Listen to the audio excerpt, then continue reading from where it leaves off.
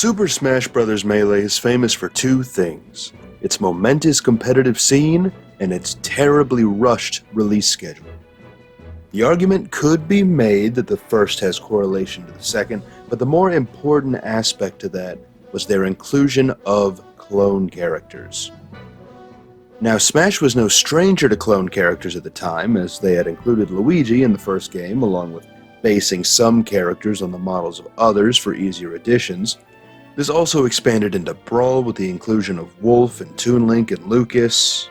However, I believe that Melee's clone characters are especially noteworthy for their reputation of being known as egregious and unfaithful to the characters.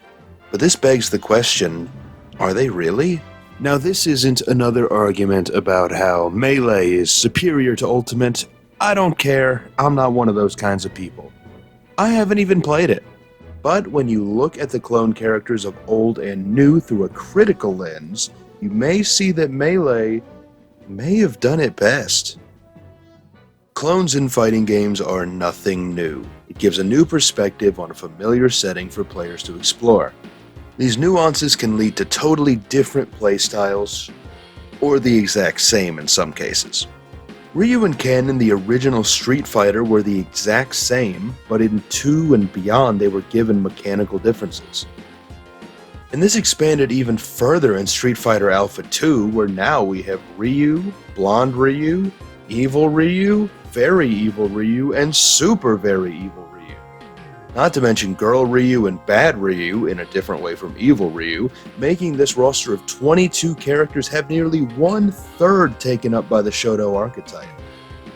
But all of these characters have mechanical differences that all make them feel unique.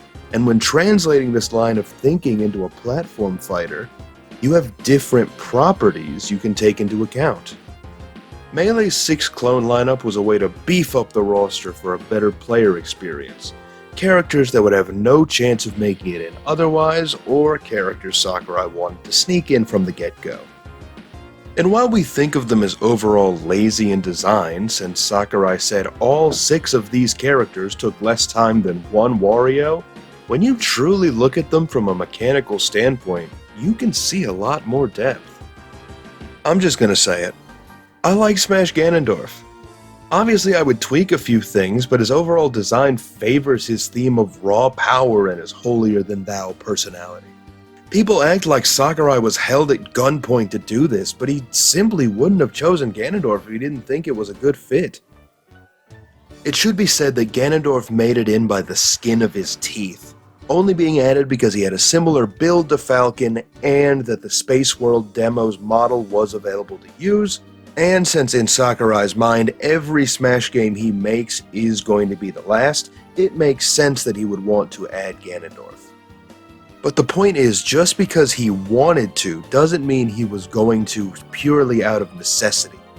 It's not like there's a shortage of common riders out there, but Sakurai chose Ganondorf because he could be unique and because he fit the bill. If Ganondorf was held off until Brawl, he wouldn't be this magical zoner everyone thinks he would be. He'd probably just be Ike because Sakurai wanted a heavy swordsman. And look man, if you really want a floaty, sinister, projectile and reflector having wizard, then you don't need Ganondorf, bro. You can just play Mewtwo. Melee's clones took the nature of a platform fighter and used it to their advantage in differentiating the characters. In a knockback-based environment, size, weight, speed, launch angles, these are all elements that could be tweaked in addition to the usual elemental or hit frequency changes, and Melee took these in stride. Almost every clone has a different speed, except for Dr. Mario, and a different weight, except for Dr. Mario. But weirdly, in the PAL version of Melee, Mario is actually lighter than Doc, but Marth and Roy were made the same weight. Even then, Doc's down tilt sends toward him unlike Mario's, which sends outward, and the elemental changes also took effect. And can I just say, why did they remove this? Doc's down tilt would really benefit him in Smash 4 and Ultimate when he gets turned down so much. It really hurts to kick a man after he spends so much money on medical school. In terms of height, some of the clones are different in that category as well. Ganondorf is a whole head higher than Falcon, Roy is slightly shorter than Marth, though this could be made up for by his hair, and young Link is a little baby compared to his adult self. Not only sporting different model heights, but drastically different skeletons as well, which is also true for Pichu. In comparison, let's look at the modern version of clones, Smash 4 and Ultimate's Echo Fighters. Peach and Daisy, same height, same speed, same weight. Marth and Lucina, same height, same speed, same weight. Simon and Richter, same height, same speed, same weight. Ryu and Ken, same height, different speed, same weight. You get the picture. All of the titled Echo Fighters have such minimal differences in their overall design. A tweak like removing tippers or changing a special can benefit a different playstyle, but for the most part it's all the same, especially with the 9 non-existent differences between the princesses and the Samuses. People say that Echo Fighters are a better version of clones, the clone characters done right. But when you compare the stark contrast of differences between the clones of Melee and Ultimate, for once, I'm gonna say that Melee wins by a mile. In fact, out of the 7 Echo Fighters in Smash Ultimate, only 3 of them are even warranted to have a different spot on the tier lists, while every Melee clone is ranked completely differently, for better or for worse. I think the idea that Echoes are better simply stems from the notion that the characters added under this term were characters that people simply want now under a fresh coat of paint. Look, I get it. I fucking hate young Link. He's annoying, he's redundant, his figure costs $1,000, but that's not Melee's fault. It's Sakurai's. Now, these characters may have less creative freedom due to the amount of workload needed to bring every fighter back, I get it. 90 is a bigger number than 26, and I hope that they expand upon character differences in the future. But, recalling that 6 clones were less than equivalent to 1 new fighter, plus with the addition of a capable clone like Ken, it feels hard to justify the sheer lack of diversity in the Echo's kits. While we haven't gotten any set rules for either of these character types, we can look at the patterns we've observed and see that Echoes are far more rigid than a Melee clone. What we know about Echoes is, they have to be from the same series as their original. They have to be the same height and similar build to their original, as evident by Isabelle not being able to fit the archetype. Moves and their properties can be changed, but all same move frame data has to be the same. A lot of moves can be changed, but that seems like the Ken treatment. And their overall stats have to be the same, again with the exception of Ken's speed. Now looking at the Melee clones, we can see they do not have to be from the same series as their original. Their size is flexible and can be adjusted along with their other stats like speed and weight. And moves can be sparingly changed, but the properties and frame data of copied moves are flexible. They can have different charge times, they can take longer, they can have different launch angles, and yes, some moves can also be completely swapped. Now there's been a trend of trying to give every character an Echo Fighter, but after this information that I've laid thus far, I thought it would be more fun to think about if Sakurai wanted to double the Melee roster and give every character their own clone. I'll be using these rules set forth and explaining the differences I would make to each character. And you can check out my All Echoes video if you'd like to see how my choices differ. Logically, Luigi should have his own stronger, heavier clone to balance with his brother. And while Luigi wouldn't earn his medical degree for another 11 years, I think there's another option that's just as perfect. Spike! Foreman Spike is the central antagonist of the 1985 classic Wrecking Crew, and made appearances in the 98 remake and Mobile Golf, which would be his most recent appearance at the time. He would have a non-elemental hammer projectile to mimic Luigi's straight fireball, a multi-hit on his side special to mimic that of a drill, a single hit for his cyclone with more downward momentum, and maybe even some hammer usage for attacks like dash attack and forward air if you're feeling crazy. the latter of which would have a meteor effect to parallel the difference in Mario and Dr. Mario's fare. This next one will be even easier, since apparently Daisy was already planned to have been a clone from Melee already. Just make her faster and more aggressive, and she's honestly perfect, things I hope they do to her after Ultimate. Having her use toads would still be weird, but I don't think Melee really cares about that. But at least the older animation would feel more fitting. Now with Bowser, things do get a little trickier, since this was long before we had any Bowser clones like Midbis or Dry Bowser. Bowser's brother. I guess you could use Wart from Super Mario 2, which is what I chose in my All Echoes video, but I think his animations at the time don't really lend itself well for that. Bowser's brother. And anyway, I think it's pretty obvious it should be Bowser's brother. Bowser's brother appears in Super Mario Bros. The Lost Levels, aka Super Mario Bros. 2 in Japan. He shows up in 3 levels, 8, 4, 9, 3, and D4. While most fake Bowsers turn into a different enemy upon being killed with fire, Bowser's brother in 8, 4, and 9, 3 do not yield this result, implying that he is a separate character. He does everything that Bowser does and sports a blue hue, though this was replaced in Mario All-Stars.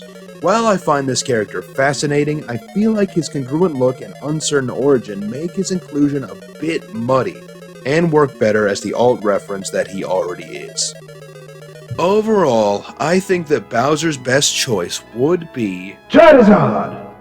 In terms of specials, Brawl Charizard is already pretty similar to Bowser. With just a bit of model tweaking, I think this could ultimately work if his wings fill out the remaining shell area. With moves like Flamethrower, Slash or Rock Smash, Fire Spin, Fly, you could just give him an extra jump because none of the added Melee characters have that. This would also mean that Pokemon Trainer wouldn't exist, or would be added in Brawl, gone back to Solo Charizard in Smash 4, then reintroduced in Ultimate in a truly vicious cycle.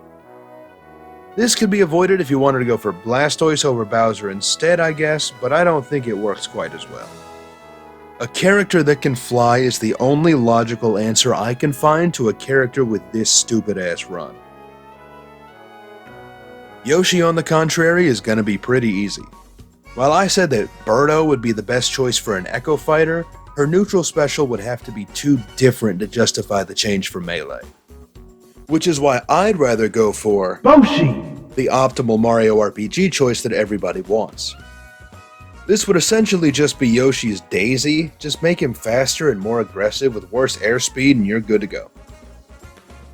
Donkey Kong should also be pretty simple. DK Jr. You could make the argument for Chunky, but given Jr.'s appearance in Super Mario Kart and Mario Tennis at the time, I would say he had much more star power. Plus, a smaller, more combo-focused DK sounds a lot more interesting than what Chunky would be. You could even remove Cone Carry and just have him do the downward version of it. Ness's clone would be, and I don't care. The Ice Climbers, as always, are a tricky bitch to talk about. Their game offers nothing, and their playstyle is so unique it's hard to find something close enough. The Topies from Ice Climber would be funny if they were swinging seals around, but I doubt that would actually happen. And the Baby Brothers hadn't gotten their hammers until Partners in Time, so I had to dig deeper for this one. I think Popo and Nana should have Lolo and Lala. Though they're better known as Lololo and La La La in Kirby's Dream Land and Superstar, they're initially based off the Eggerland series, which has a much more extensive library than I thought. Lolo and Lala make just about perfect clones for the Ice Climbers, with weaker hammers that feature as power-ups in Adventure of Lolo, and a stronger neutral special using the Emerald Framer. Though you could use Gordos in place of either of these if you wanted to play the Kirby angle more. In addition, their blizzard could instead be music notes, where instead of getting frozen, this could encase the opponent in an egg, similar to Yoshi's neutral special. While that one fits surprisingly well, this one is a bit more of a stretch, and I need you to hear me out on this.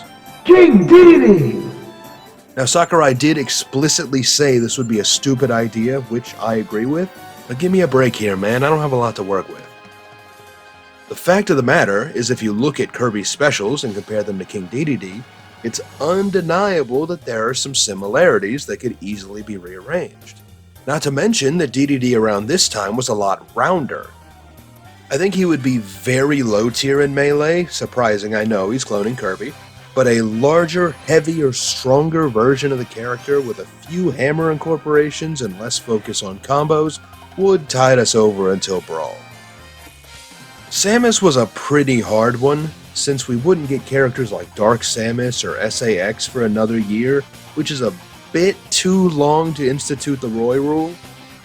So initially, I had the idea to use a composite infantry unit from Famicom Wars, where they basically shoot everything out of a bazooka, but I wasn't super confident in it since it was a bit of a stretch, unlike everything so far, which has been perfect and immune to criticism.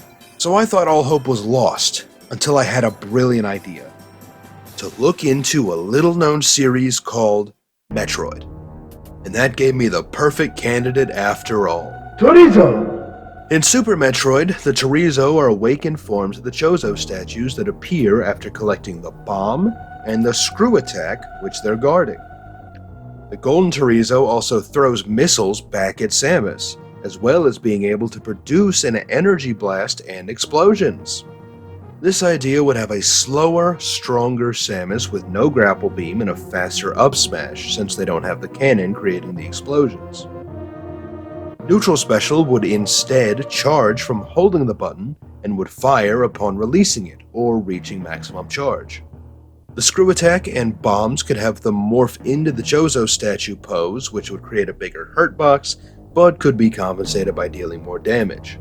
They could also have the super missile to throw without the homing missile and 2 inputs. If you wanted, you could even theoretically give them their own form of volcano kick. Zelda and Sheik were easily the most difficult clones to create for this experiment. Their unique playstyles are already difficult enough to find a match for, but the spoiler alert, fact that you have to switch between them brings a whole new layer to the mix.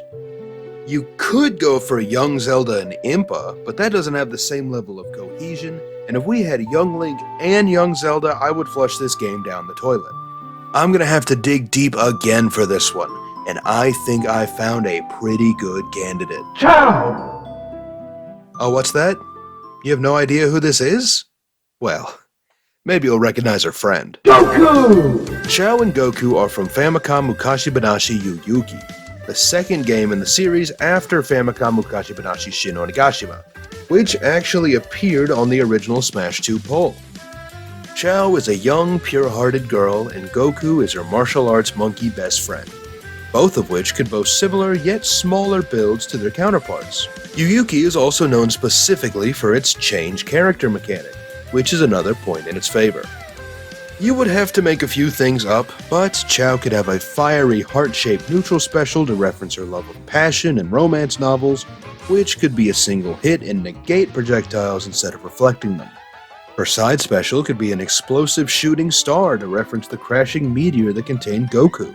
These are also both references to the Heart Star from Kirby's Dream Land 3, where Chao and Goku both make an appearance in. And Chao also features in the Japanese version of Dream Land 2. While Yu Yuki is Japan only, I think Sakurai would still try to push these characters since she seems to love the game so much. Goku, on the other hand, could pull from his inspiration Sun Wukong, using his hair to replace the needles since we know Goku doesn't like needles, and a still controllable but less fluid version of the chain with his iconic staff, which could potentially grow in size with the directional uses, or could also be reminiscent of Pit's Brawl side special. What's the future tense of reminiscent? How do you reminisce of something that hasn't happened yet? Both Chao and Goku's up specials can be replaced with the Kinto-Un, which would still essentially be a teleport, but would disappear and reappear into the magical cloud. Goku has a lot of abilities that could be expanded upon in future games, but having Zelda and Sheik split up, while Chao and Goku stay together, would probably be the optimal path to go. It really is a miracle that Jigglypuff has held on for so long and not been cut from a single game, but that's irrelevant to the beast that is Melee Jigglypuff. When it comes to making a clone for them, there honestly aren't a lot of Pokemon that fit the bill, and I am not using Igglybuff when Puff is already so light. My original idea for the Echo Fighter was Meryl, but that couldn't learn Sing and Johto, and I want to keep the number of jumps the same here. Meryl ultimately deserves their own moveset, but you could definitely use Puff as an inspiration like how Kirby was to Puff. So we're going to set a standard that wouldn't exist for another 3 games and add... Boom! Yes, a classic Mario enemy making its way in by Game 2 and would hopefully garner funnier fans. Boo can substitute any foot attacks for their tail or arms, while Pound could instead be their tongue. Sing could be replaced with a laugh that would stun instead of put to sleep, and the rest could instead be their trademark hiding. This might not be as feasible for Melee, but maybe their version of Rollout could have them melt into the ground like a stretch so it wouldn't be able to go off stage. But to be fair, Rollout should do this already. Has anybody noticed that Mewtwo uses pretty weak moves in Smash? Confusion, Teleport, Disable, this is literally all level 1 stuff, guys. What are we doing? Give him Psychic or something. Oh wait. Anyway, if you're looking for a Mewtwo clone, I think this is pretty obvious, right? I think it's pretty clear who we go for here. Say it with me, everybody. Abra. Huh, I noticed you didn't say Abra just now. That's kind of embarrassing, dude. Thought we had something going here. You can rewind the video if you want, so you can get it right like I thought you would the first time, but it's cool, I don't care. Abra at this time had Shadow Ball and pretty famously had Teleport, and you can swap out those other 2 moves for Psywave, which can apply a random multiplier to whatever projectile it reflects, and Nightmare, which could put the opponent to sleep. I imagine Abra obviously being smaller and lighter than Mewtwo, but I also think it would be really cool if he was partially levitating off the ground, which could have the potential to high profile some rare down tilts or something. Just up his speed and distance from Teleport and you're good to go.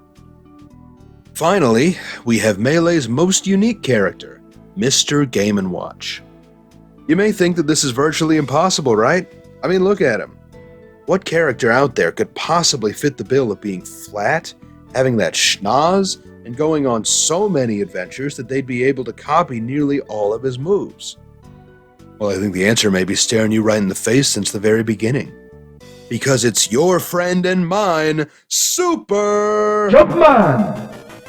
More like classic Mario, because the SMB sprite is way too iconic not to use, but Jumpman's a better name, so I'm sticking to it. A perfect way to encapsulate the backbone of gaming Mario created with this cavalcade of different games, this moveset could pull from his arcade appearances, his Game & Watch games, and obviously Super Mario Bros. He's no stranger to hammers, as every Smash needs a reboot overhaul person will tell you. And I think the best way to incorporate it here is to have its randomness function more like Green Missile. Down Special could linger in place for longer once it's released to reference Mario's Cement Factory. Neutral Special could be the barrel that creates fireballs from Donkey Kong. Up Special could be the spring without a parachute but deals more damage.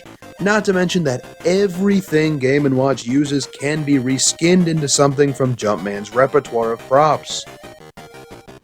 Just have him a little heavier and have a higher jump while reducing his speed and airspeed, and you've got yourself a true classic in the making. And there you have it. My take on doubling the Melee roster with clones. So, what do we learn here today? Why'd I do all this? I think we learned that trying to think like somebody from the year you were born is pretty hard. Let me know what you thought of my lineup in the comments, or who you'd enjoy playing, or give me better suggestions for clones. What people see as similar in their minds are completely subjective. If you told me to come up with a clone for Link, I don't think I would have landed on young Link in a million years, even though back then he was tied for second place in the Smash 2 poll of Zelda characters alongside Zelda and Sheik. And they each only got 2 more votes than Form and Spike did, and 7 less votes than Sukapan. What we call strange, lazy choices now isn't too far off from what we want in Echo Fighters today, just with a much greater scope and sample size. What constituted a clone back then in a roster of 26 nowadays, we praise for going above and beyond the Call of Duty in an Echo Fighter. And this really takes us back to the Street Fighter discussion from the beginning, of Ken defining what a clone is and setting a standard for everyone going forward. I think the sentiment rings true here as well. Ken isn't an Echo Fighter in name alone. Ken is what an Echo Fighter truly should be.